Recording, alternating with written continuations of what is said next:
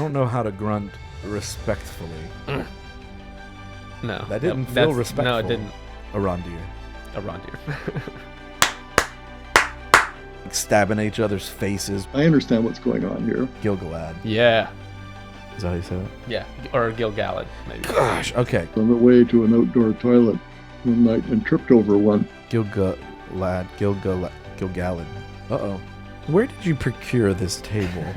Jambalaya. He's obviously not Soren. Let's talk about the problem of Mithril. And his wife's great. I mean, even though she hasn't got a beard. Am I wrong? No, I don't know what I'm trying to say exactly. It's caused an uproar on the interwebs. Let me tell you my problem. How do you spell Mithril? It's not just 100% made up, maybe. If you're a purist, it's definitely a bad thing. It's essentially a musical. Welcome to Across the Sundering Seas. I'm Nathan Dewberry. And I'm Zach Hudspeth. In this episode, we will talk about the Rings of Power, Episode 5. We're excited to be joined by author David Day. There's a lot to dig into in this episode and speculate about, so quick sticks, let's go. Come on.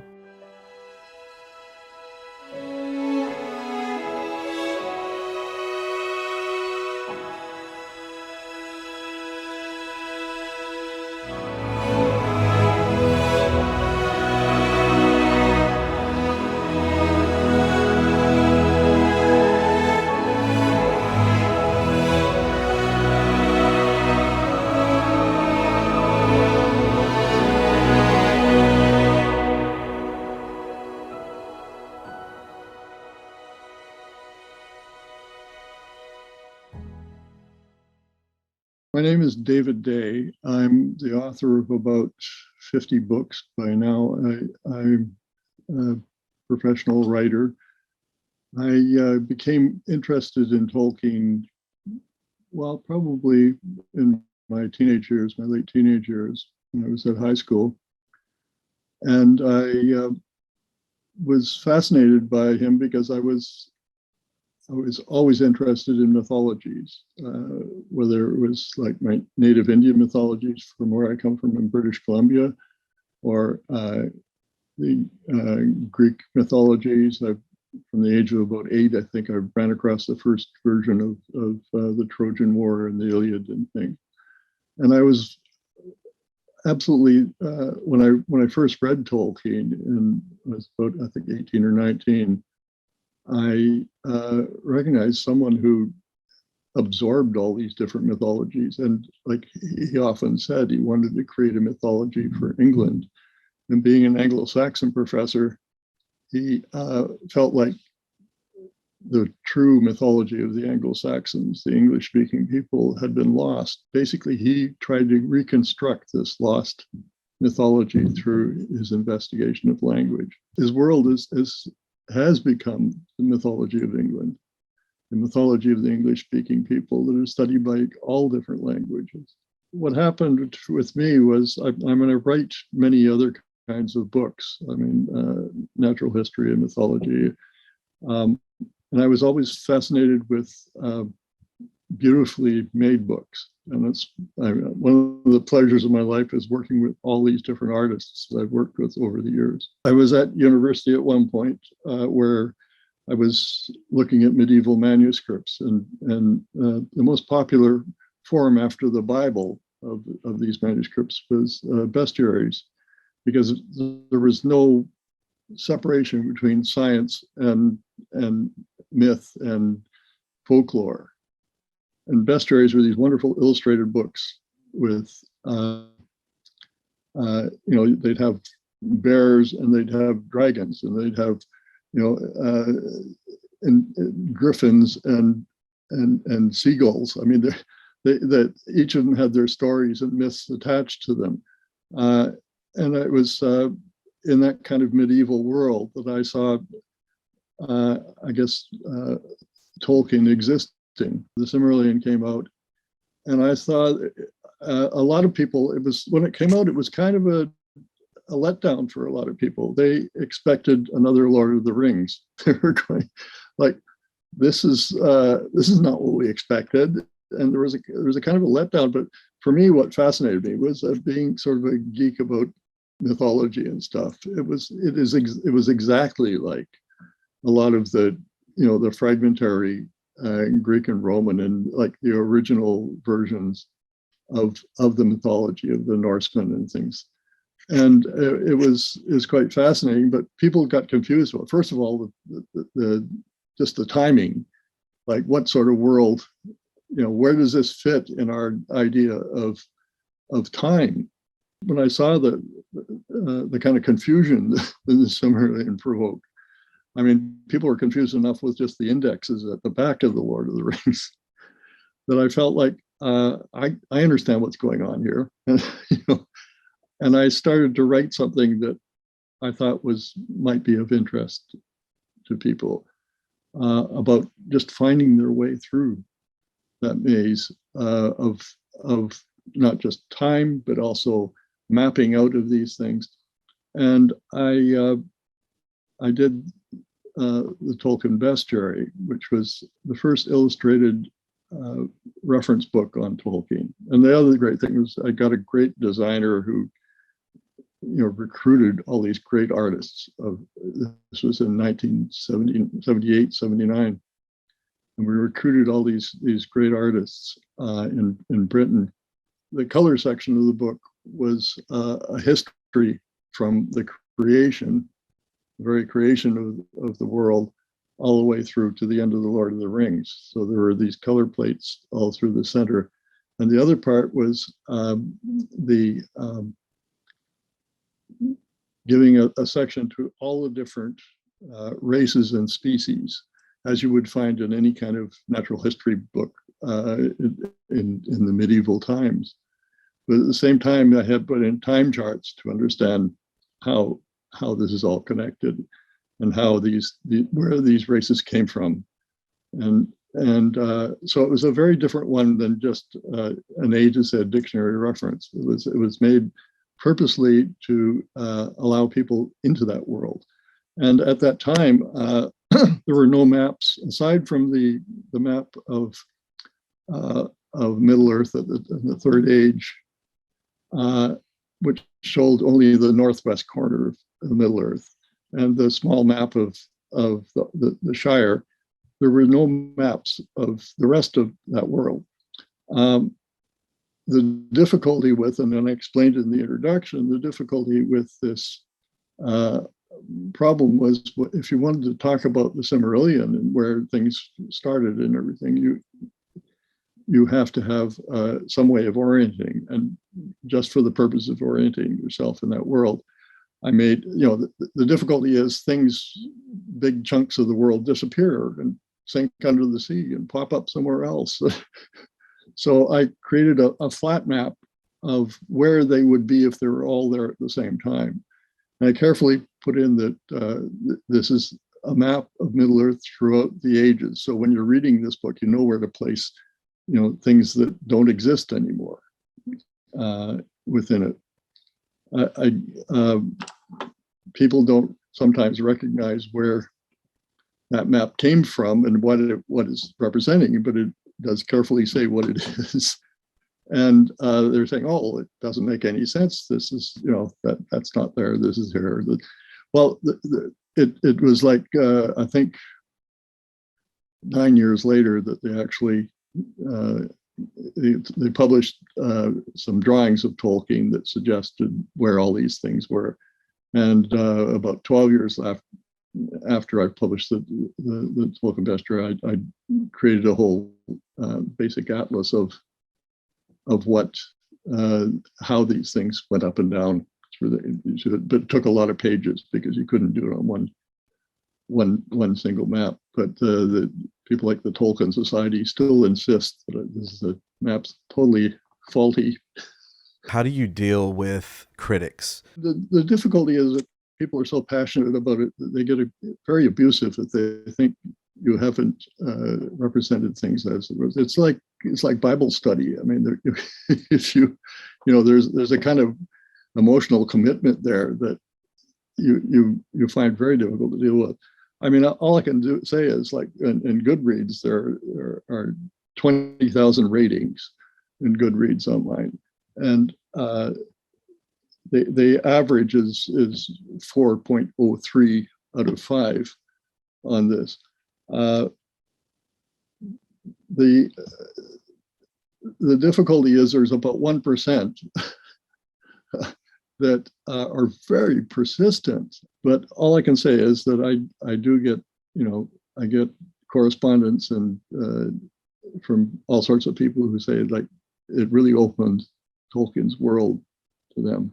I write guidebooks for people. I'm writing for the ordinary people who just picked up Tolkien, saw the films, want to read the books. That I start from the point of view, you don't have to know anything about this.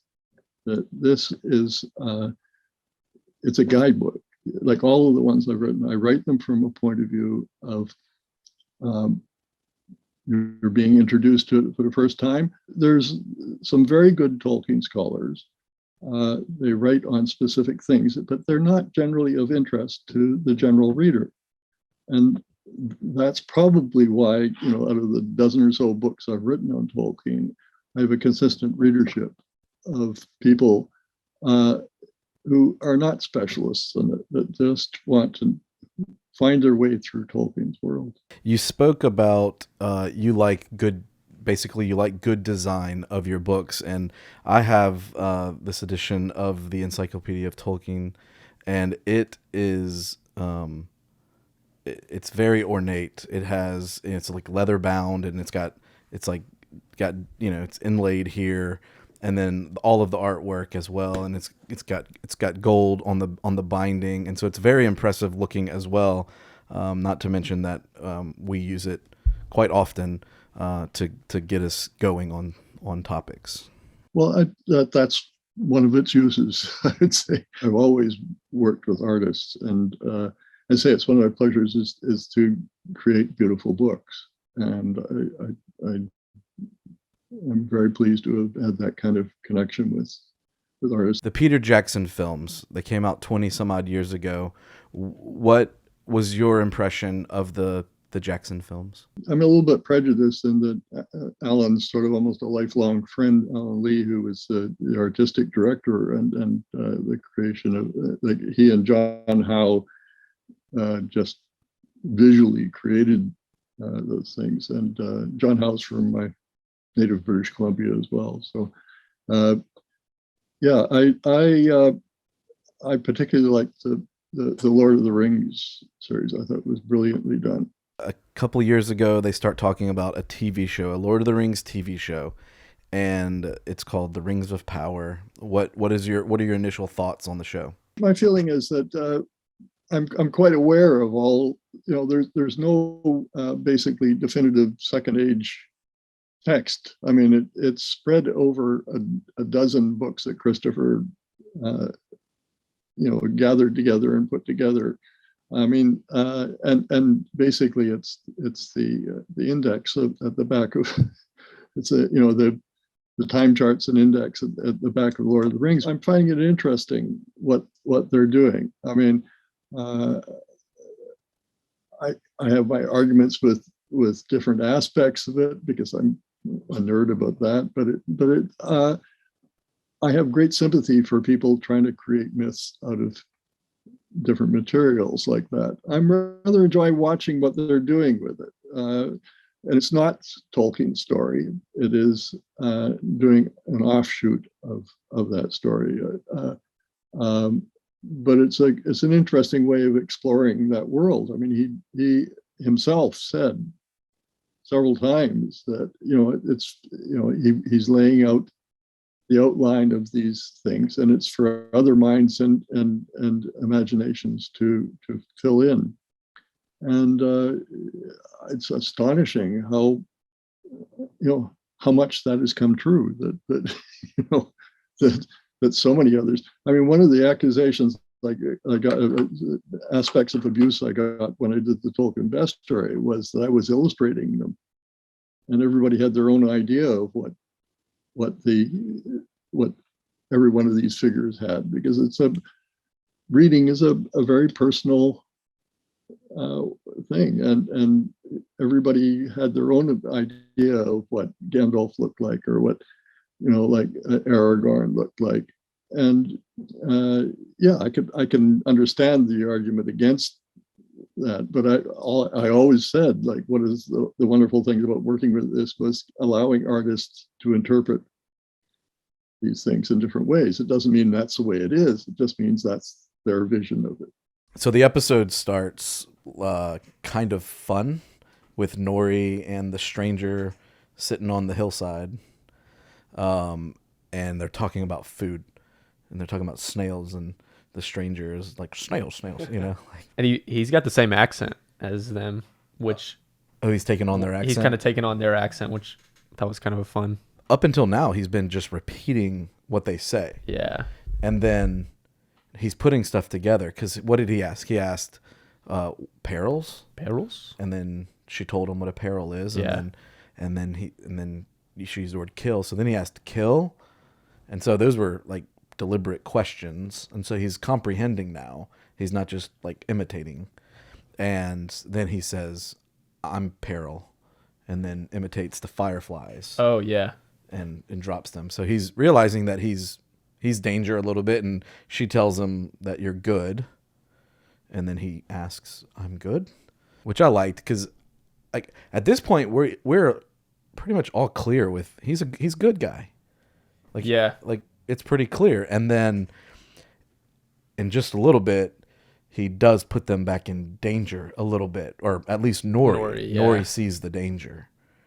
Who do you think the stranger may be? I have no idea who he is. It's interesting though.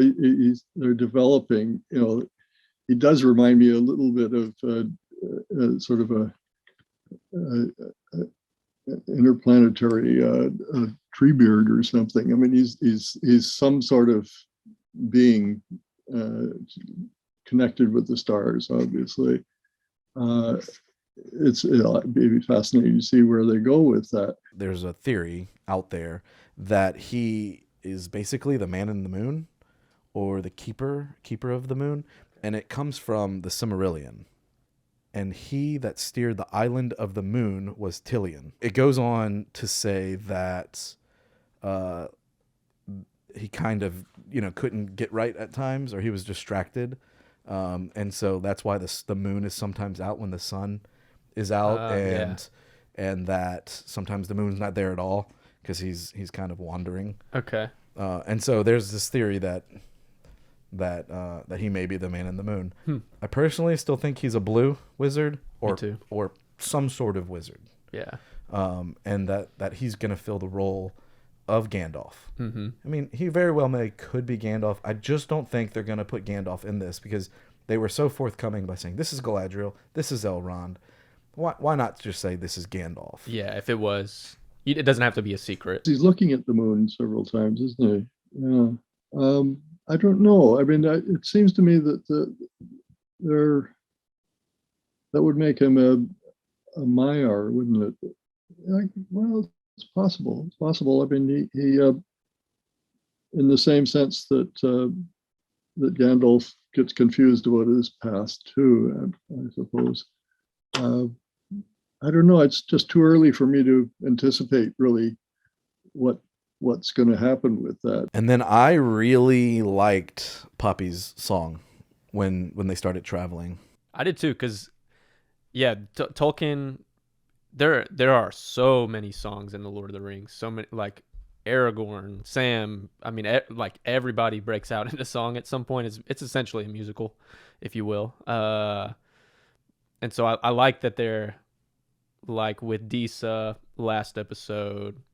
That transition was just awesome in and of itself. But then that just placing songs into the narrative, I think it was a part of Tolkien's writing, and I like that it's kind of being a part of this show. The other thing that scene did was show us a map. And did you look up the map and figure out where they are? I watched a breakdown trying to follow, and they go through the marshes. Yes. So or what will eventually be. Yeah, right now they're just called the Gray Marshes, but they'll eventually be the Dead Marshes. Okay. I'm not sure if they're following Tolkien texts or whether they're on their way to something else that they're after. Of course, in the East is where the origin of most, like the elves were, and the origin of the first humans and stuff were.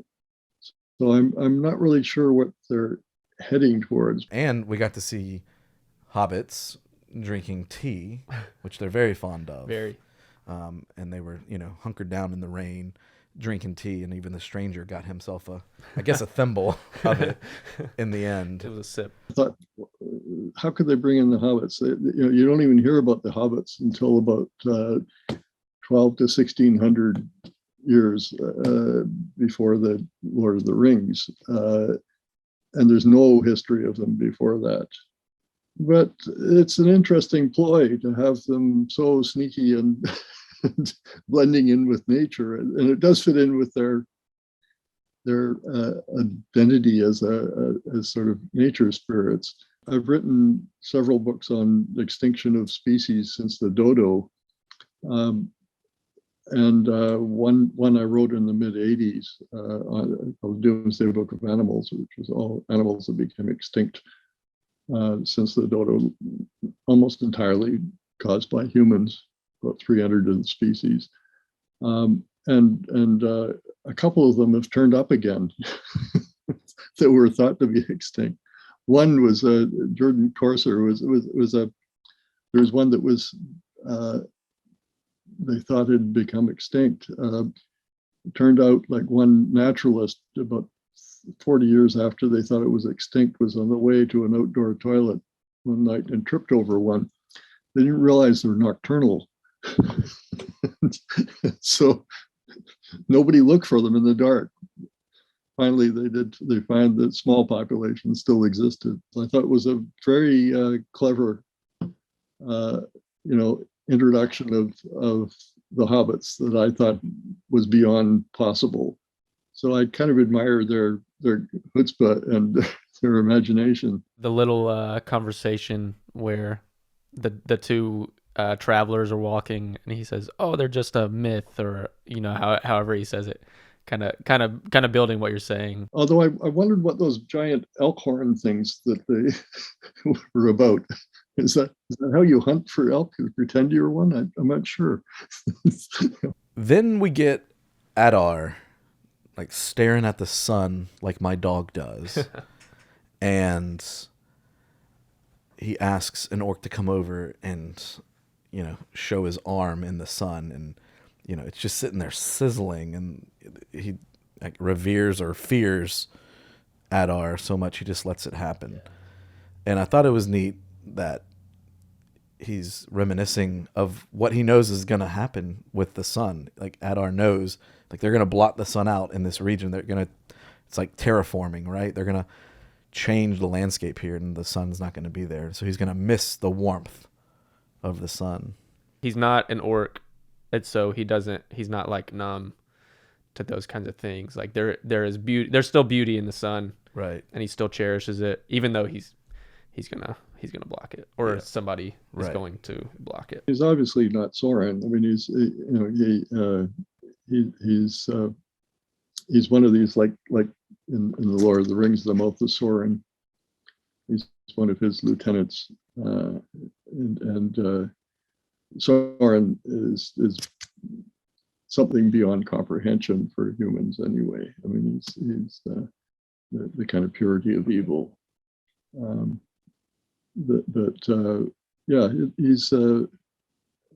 He's horrible enough, but he's not the ultimate horror that we'll find later on. As a writer, do you think it's important to have, like, layered villains, kind of, where you have, like, somebody like Adar that isn't, Sauron, like the ultimate villain we're eventually gonna meet? Is it that an important thing to kind of layer your? Oh, I think so, and I think certainly that business about nothing's evil in the beginning statement is the indicator of what they're going to do with this. That in fact there are layers of that, and that I mean, in Tolkien's own thing, he was more of the it means the admirable one. He was and he turned into the abominable one. And yeah, he went through his own period of evolution or de-evolution downward. Also, in that scene where he's walking through the trench, if you're watching the subtitles, the subtitles say "Orcs grunt respectfully." But respectfully, I'm grunting, but respectfully. I don't know how to grunt respectfully. No, That didn't feel respectful. No, it didn't. No, that sounded questioning a little bit. Yep. You'd be a dead orc already because you're disrespectful. We then cut to a scene where Bronwyn is trying to lead the people. This scene felt a little forced to me. I agree with that. She got up there and gave this speech, and it was just like very like to the point, and it felt a little forced. And then Waldrig steps up and leads the people in another direction and says, "No, we the only option is to bow down." Yeah, I was sure that Theo was gonna go. Yeah, I thought he would too, but I mean, he stayed for his mom, I guess. Also, Twitter was upset about this scene as well. Did you see anything about it? No. So apparently all of this was shot during COVID. And so if you go in and you look at that scene where you see her back and all of the people's faces, they're all doubled. And so it's the same person on this side over here as well. And people were so mad. They were like, they're spending $1 billion on this show and they couldn't get extra actors. And then the people were like, I would have volunteered to been an extra in this scene. But they shot it during COVID. And so people are just finding things to be negative about just to be negative. Yeah, and I watched it 3 times and I did not notice that. Right. So either we're just missing out on a lot or these people are trying to be very nitpicky. Because who paused that and was like, that guy's face looks like that guy's face. And this group of people look like these group of people. What if they're all, what if they specifically hired twins? We don't know. Maybe they specifically hired twins. Identical. Yeah. I like getting to go back to Numenor. I feel like we're going to leave Numenor behind soon. They're getting ready. They're getting all their ships ready. So like anytime I can spend in Numenor, and then obviously we know it gets destroyed at some point. But I really liked seeing them getting the ships ready. Isildur is still complaining that he can't go, or he finds out he's not going. And he's just whining. I don't know that I've seen anything but Isildur whine this whole time. Yeah. That scene with him and Elendil was well acted, like so well acted. I loved his name's Lloyd, I think. Lloyd, like how he approaches Isildur and is very like dismissive, and then Isildur comes back and is like, "Oh, so it's about station. It's about like the titles and all that." I loved that banter, them going back and forth, the father-son dynamic of somebody that just kind of let him down a little bit as a son, like wanting him to be a part of the Sea Guard, and then kind of how their relationship is now forming through that. Well, and we know that Isildur definitely steps up soon and becomes a great man, like his father is. So I have to admit that I DM'd the actor who plays Isildur. Oh, yeah. To see if he would join us on the podcast, and he has not responded yet. I think he's slated to be interviewed by Nerd of the Rings. Yes. I don't know if you that one. I saw that and I was like, I'm a little jealous. Yeah. So I messaged him, but he has not even read the message. It was there's some beautiful scenes in it. It's quite beautifully done. And of course, Numenor is he's frequently said it was his Atlantis. I mean, he imagined, and his sources of that are in there. It's some of those big structures in there are based on are affected partly by the films of Lord of the Rings, for instance, the shaping of those things. And I think consciously they were aware that the men of Gondor were not just descended from the Numenor, yeah. But we're trying to recreate Numenor in a way, and they're the whole of Gondor. There are aspects of it in the film there. What about the condensing of the timeline? Do you see that as a writing necessity? Yeah, it's difficult because with Numenor, you've got, before its downfall, you've got a few thousand years and of history, and I'm still a little bit unsure of at what point they're coming in and going out, and whether some aspects are a little too early and some are a little too late, and it's a difficult thing to deal with when you're dealing with all these aspects of time, particularly when you got people still hanging around, or still like elves that are still alive over thousands of years, and people who aren't. So yeah, it's a formidable task to try to come with a consistent plot line through these things, and yeah, it's quite a balancing act. So while we're in Numenor, we cut to the blacksmith, and Halbrand is smithing away and apparently making some really nice stuff. I mean, they look great. He did a great job on those swords. He is a really good smith, apparently. And fast. I can't imagine that, turns into anything. It's probably not important. Yeah, probably not. Probably not important. We see that he gets his smithing seal. And why? It's because he told Pharazôn where she was going. Oh, I didn't even think about so that. He gets out of jail and he gets his... That makes so much... I did not think about that. Yeah. Yep. Because he's like, unless you know where she's going. So he tells her. So he used... Oh, my goodness. Yep. He used that information to get something he wanted. Halbrand said, "You don't know what I did to have to survive." Yeah. And Galadriel says, "Sometimes to find the light, we must first touch the darkness." Yeah. We then go back to the Harfoots, and somebody asks what madness made us go this way. And they talk about another pass being blocked.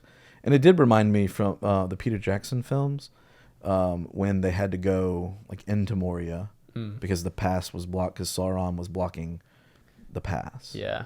And so it kind of made me, there's not much connection there, but it did make me think that way. But they're now in a land where they don't really understand. They're walking around looking for mushrooms, which is a very Hobbit thing to do. And then the wolves show up. One other thing too that I noticed was Sadak Burrow. There's a lot going on there, and we're not really focusing on it. They're reading these signs, just like maybe the three are reading to go find the stranger. But there's some prophecy that they're following. I'm not a huge fan of Malva, because she talks about what's it going to take for some like the stranger to make an orphan or a widow, but she's also like advocating for all the Brandyfoots to be left behind. Yeah, she says just leave like you should have done. To take their wheels. That's That's savage. Did you see the theory about the wheels? No. Being the wheels that the Harfoots are using will eventually be the doors of the Hobbit homes. Oh, I like that. Yeah, like just a that. fun little theory. Yeah, they're traveling on wheels, and then they have the circle doors. Mm-hmm. Oh, it's fun. Yeah, it'd be fun. Yeah. I don't know, though, how else would they travel without wheels? Like, they got to use wheels. They have to. Right. Yeah. You can't use square. You can't. No. They can't fly. No, they can't. At this point. What? Could they? Do you think hobbits fly later? So then the wolves attack. And we think Nori, she's really brave. She's like, I'm going to protect my people. Yeah, she's trying to break that branch, yeah. and man, she cannot break that branch. And Strong. I guess she was just going to try and club the wolf with it. That thing was running full speed, though.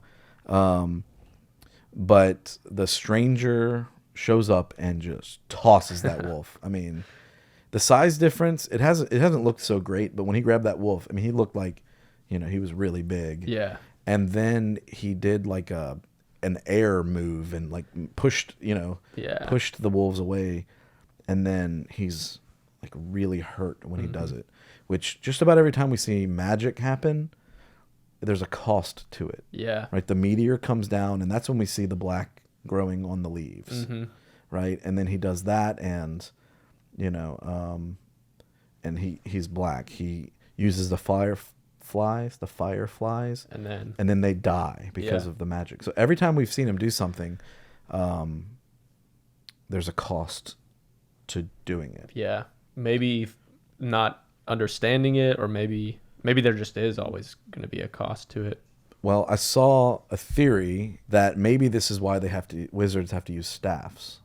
Oh, yeah. I don't know what it would be that the staff would do, but maybe there's something in the staff that they like. Channels. Yeah. Yeah. And so maybe that's why they end up using staffs. I could see it.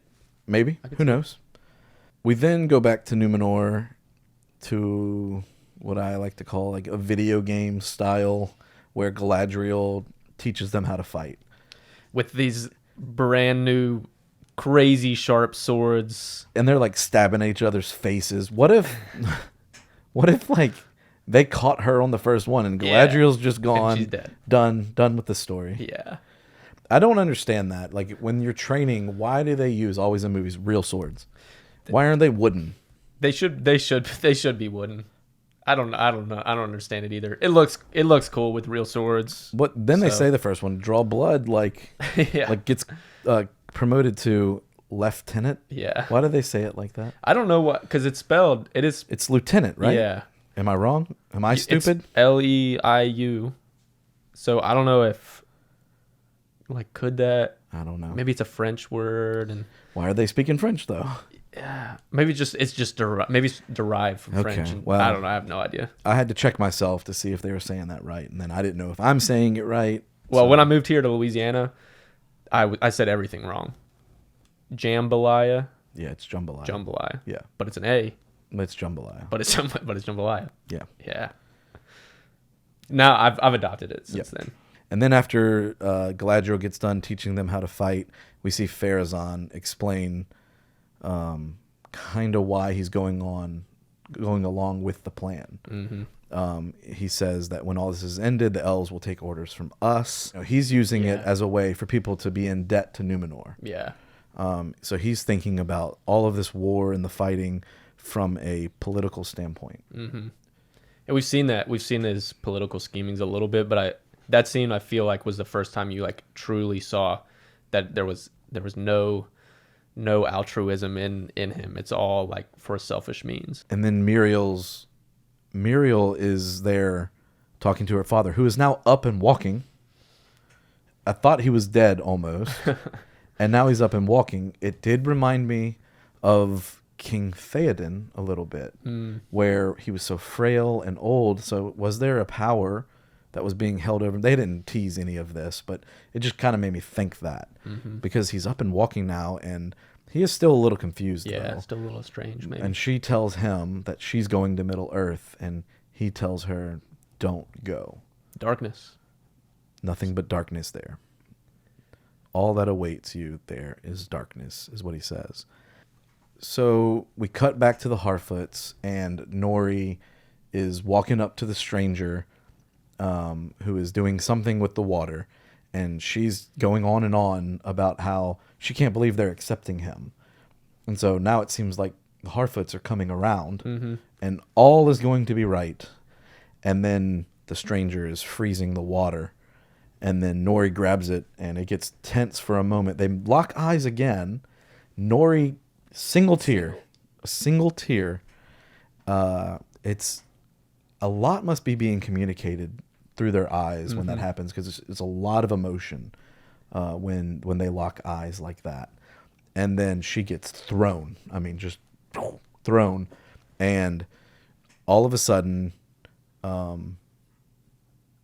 she's laying there, and she's afraid of him. And she gets up and runs away. We were thinking, we've got the stranger figured out now. He's good. Yeah. And then tosses. I think he did it on accident. I mean, Yeah. obviously he did it on accident, He's in a but trance. he doesn't know how to control whatever power it is he has at this point. Another consequence to magic. Yep. Yeah. I slowed down. I thought that I was going to get something really good. I like took a video of that scene because it does the quick flashes of something. And I thought I was going to get something really good. And all it is like things that we've seen before. Gotcha. Like him and as the comet. And The scene with Durin and Elrond and everybody at the dinner table is probably my favorite part. I rather like the portrayal of the dwarves, I must say, in this so far, and his wife's great. I mean, even though she hasn't got a beard, we can argue about that. There was a lot of tension. a lot. Where they were just respectful tension. Throwing shade at each other. The High King insults Durin, and then, I was like, oh, Durin's actually upset, and then he puts his hands on the table and he's like, tell me, where did you procure this table? And then tells this story that I was like, ooh, they should not be eating on this table. Yeah. And then I love the end scene where they're walking away with the table. Hilarious. And they almost drop it and he laughs. And Elrond looks over and he's like, you made that up. He just knew immediately. I wonder if he knew in the moment a little bit. If he's like, he might be making that up right now. Well, Elrond definitely thought some story could have been being made up. Yeah. Gil-galad asked him to recount the story of, the tree and the Balrog and all that stuff. Mm-hmm. And Elrond said that that's legend and that it's apocrypha. But Gil-galad seemed to believe it and asked him to recount it for him. I loved when it panned over across the table and then morphed into the animation with the one strong elf on the light side, and then we get to see the Balrog that looks just like the Balrog in Khazad-dûm on the other side of the tree. I thought it was beautiful. Yeah, it was cool animation. There's big fights over what Balrog. There's quite hilarious encounter that Tolkien, feeling kind of grumpy about being famous for his writing, was he got a phone call somehow. Somebody got his phone number in Oxford and phoned him in the middle of the night at 3 a.m. and wanted to know whether Balrogs had wings. He never answered that, and in fact, he hung up on them immediately and felt it was the stupidest question he ever heard. But there are virtual wars among different fans about whether Balrogs have got wings or not. Let's talk about the problem of Mithril. It's caused an uproar. Definitely. On the interwebs, and people are mad about the story of Mithril, about it's what saves the light of the elves, and the elves will diminish if they don't mine it. Let me tell you my problem with it. I think if you make Mithril the savior of the elves, and that's why Celebrimbor needs it, that's why Gil-galad needs it, then I think it undermines even outside of all the lore, like making up some sort of story for this. It undermines the fact that the rings were made like selfishly. It puts in an element that is like, okay, we mined this and we did all this to save the elves, and I think that undermines the creation of the rings a little bit. So that's part of my qualm with it. But on the other hand, what I hope is going to happen is, because he talks about it being apocrypha, I hope that it's made up. I hope that it is another one of those lies that has been told to them, maybe from Anatar. I hope that it's a lie that's been whispered to them that now they're like proceeding with, so that they would mine it. So I'm hoping that that's going to be the case, because then it all works if that's the case narratively. That's their way of connecting the the Balrog and the metal. And I have problems with it, but it's not. It's one of these things that I can see them. I'll see where it goes. It'll be interesting to see where it goes, but it's a little bit beyond what I would imagine a solid storyline would be. But we'll see. We'll have to, You said you found something that could potentially tie it lore-wise a little bit? So in the Silmarillion, chapter 7, it says, "For Feanor, being come to his full might, was filled with a new thought. Or it may be that some shadow of foreknowledge came to him of the doom that drew near. And he pondered how the light of the trees, the glory of the blessed realm, might be preserved imperishable."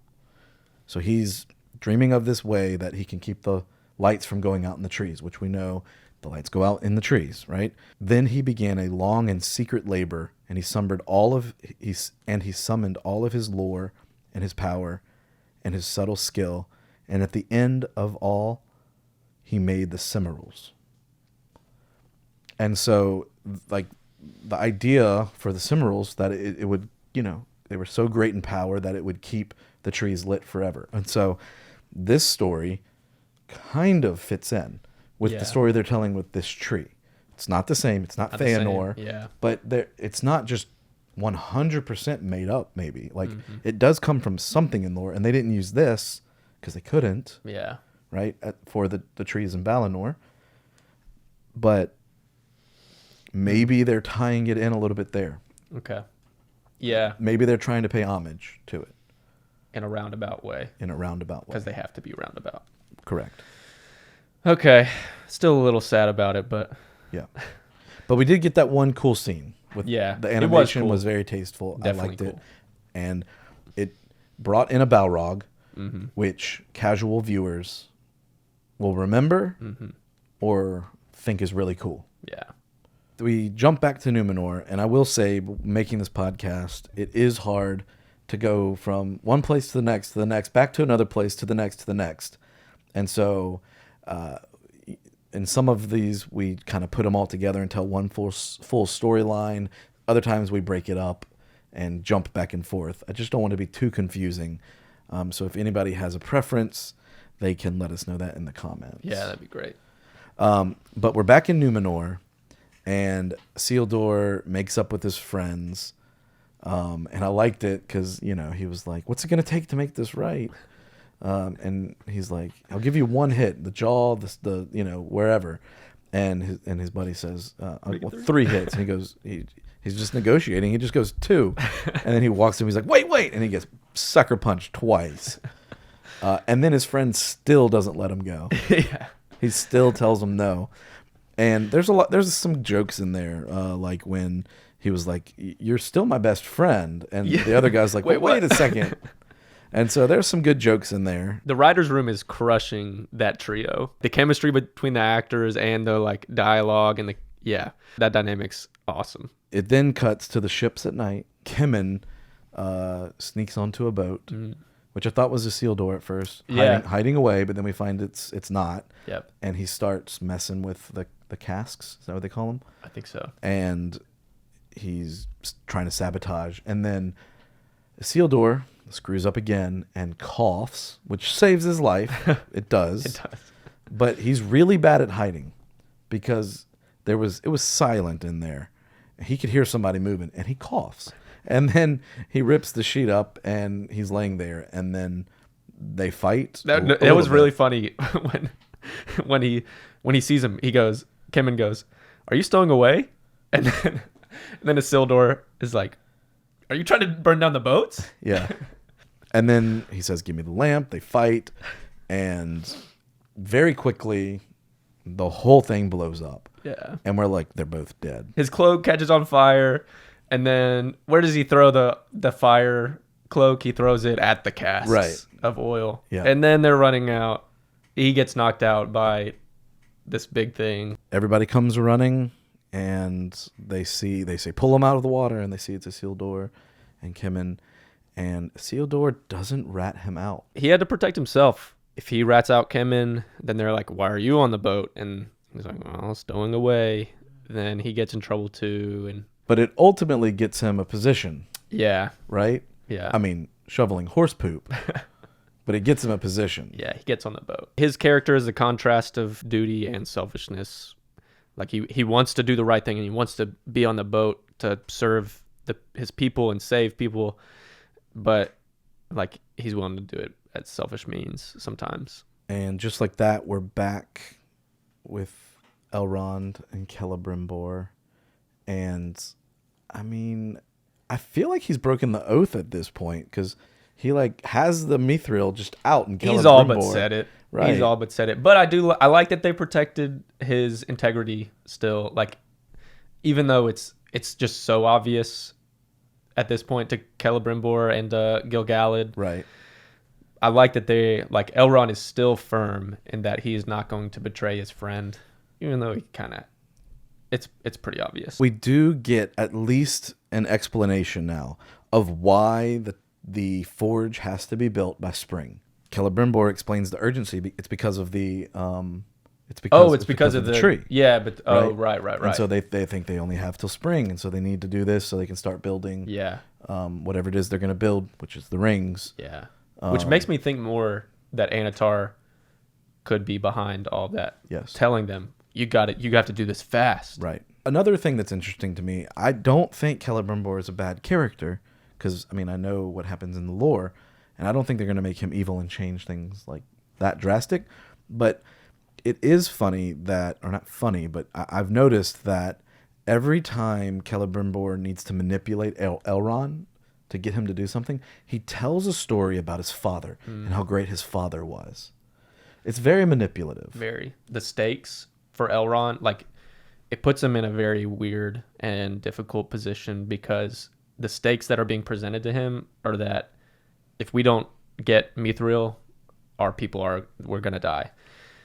But he has this bond with Durin that he is loyal to, and he's given him an oath. He's given him his word, and then he gives that quote that it is by such things that our very souls are bound, and so he doesn't want to break that, and so he's in such a tough position. Do I betray my word? Do I betray who I am, or do I save the people, which that may not even really be the stakes? We get back to the Southlands, and they're at the watchtower, and Theo comes clean to Arondir about the sword. Arondir says, I've seen that before, and then goes and moves like one branch and reveals a whole bunch of stuff.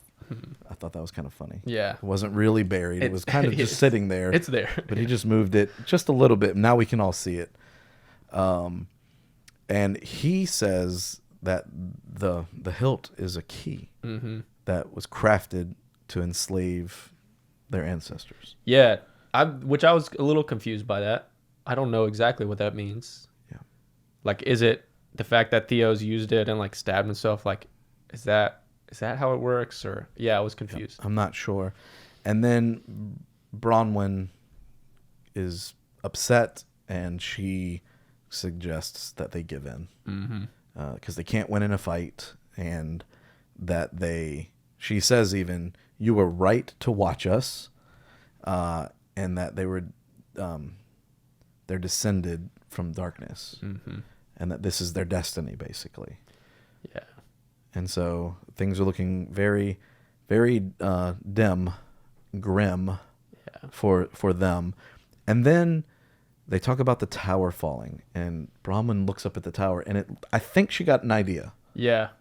So I think they're onto something, and maybe in that moment she changed her mind, I think. Yeah. And so I think they're going to come up with a battle strategy now. At the end of the episode, Halbrand has been called back to talk to the queen, and he slams his kingly seal down onto the table and walks away. And we just know that he's not going to go with them. Yep. The shot lingers, and then he snatches it. Nice. And then we get to see him on a horse in... That was sick. Yeah, in his fighting clothes. What do you call Yeah. that? His armor. Armor, yeah. And they get on the boat, and we are headed to Middle Earth from Numenor. That took the whole episode for them to get ready.